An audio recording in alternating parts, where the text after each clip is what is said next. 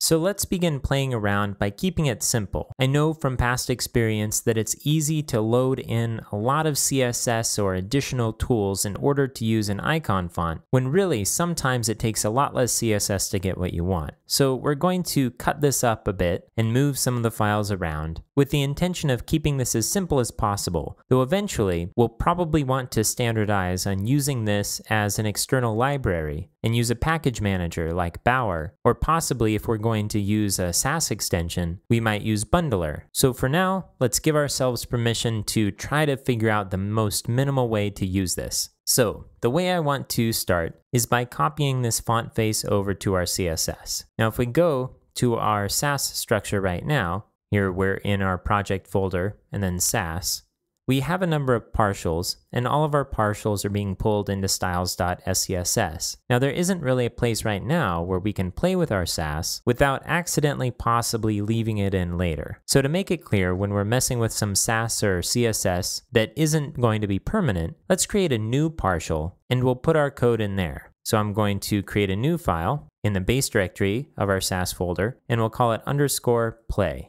SCSS. Now there's a variation on this, which is the shame file, which is a standard that some people use in order to store CSS or Sass that they feel like could be improved, but for now they're having to use it because they're in a time crunch or they haven't figured out a better way. And now to pull in play, we're going to need to add it to our styles.scss. So I'll go ahead and import it here underneath the base, and we'll import play.